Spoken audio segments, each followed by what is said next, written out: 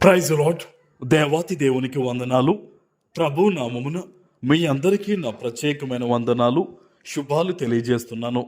ఈ దినము కొరకు ఏర్పాటు చేయబడిన దేవుని వాగ్దానము యెషయా గ్రంథము 30వ అధ్యాయము 19వ వచనము. నీవికేమాత్రము కన్నీళ్లు విడువవు, ఆయన నీ మొర విని నిశ్చయముగా నిన్ను కరుణించును.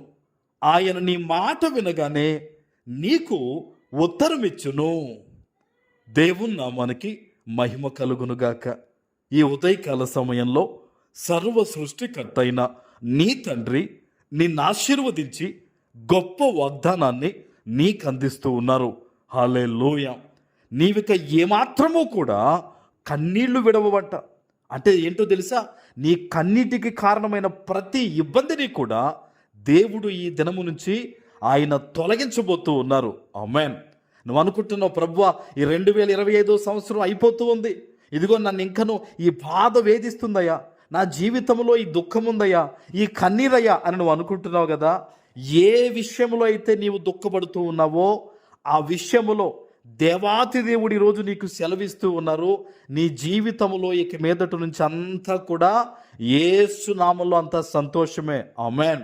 నువ్వు విడిస్తే కన్నీళ్లు ఆనంద బాష్పాలతో నువ్వు సాక్ష్యం చెప్పడానికి విడుస్తావేమో కానీ బాధతో ఇక మీదట నీవు కన్నీరు విడువవు. ఆమేన్. నువ్వు దేవుని చిత్తానుసారంగా జీవించే బిడ్డవైతే నీ జీవితంలో అంతా కూడా ఈ రోజు నుంచి మేలే జరగబోతూ ఉంది. కనుక నీవు దేవుని చిత్తాన్ని మొదట వెతకాలి. ఆయన అంటున్నారు చూడండి, ఆయన నీ మొర విని నిశ్చయముగా నిన్ను కరుణించును. మనుషులు ఒక్కొక్కసారి మన మొర వినరు, విడిచిపెడతారు. నీ దగ్గర ఏమీ లేదని కనీసం నీ ముఖం కూడా చూడకుండా వదిలేసే వాళ్ళు ఉంటారు ఈ లోకంలో. రక్త సంబంధీకులు కూడా మోసం చేస్తున్న దినాల్లో ఈరోజు మనం ఉన్నాం. కానీ దేవుడట నీ మొర వినగానే, నీ ప్రార్థన వినగానే, నీవు ఆయన్ను పిలుస్తూ ఉండగానే నిశ్చయముగా నిన్ను కరుణిస్తారట. ఆమేన్. హల్లెలూయా. నీ ప్రార్థనకు జవాబిస్తానని, నిన్ను కనికరిస్తానని ఈరోజు వాక్యమై ఉన్న నీ తండ్రి నీతో మాట్లాడుతూ నిన్ను బలపరుస్తూ ఉన్నారు. ప్రార్థన చేయి దేవుని సన్నిధిలో. తండ్రి, నన్ను కరుణిస్తానన్నావు కదా, నాకు జవాబిస్తానన్నావు కదా, నన్ను కాపాడుతానన్నావు కదా, ఇదిగో ప్రార్థిస్తున్నాను తండ్రి, నా వైపు తిరుగు ప్రభువా అని ఈరోజు ఈ వాగ్దానం ఎత్తిపెట్టి నీవు ప్రార్థన చేస్తే నీ ప్రార్థన ముగియక మునిపే నా దేవుడు, మన దేవుడు నీకు జవాబిస్తారు. ఆమేన్. ఆయన అంటున్నారు చూడండి, ఆయన నీ మాట వినగానే నీకు ఉత్తరమిచ్చును. హల్లెలూయా. నీ మాట వినగానే అన్న మాట ఎందుకు చెప్పారో తెలుసా? నువ్వు ప్రార్థన చెయ్యాలని. చాలామంది చేస్తారు అడపాదడపా ప్రార్థనలు. ఈరోజు దేవుడు స్పష్టంగా చెప్తున్నాడు, నీ మాట వినగానే నేను ఖచ్చితంగా జవాబిస్తాను. అంటే పట్టుదలతో ప్రార్థన చేయి. నా దేవుడు నా ప్రార్థన వింటాడు అని నమ్మకంతో ప్రార్థన చేయి. ఇప్పటిదాకా కూడా అరాకొరాగా ప్రార్థన చేసావేమో, కానీ ఈరోజు దేవుడు మాట్లాడుతున్నాడు, నువ్వు ఖచ్చితంగా మొరపెడితే.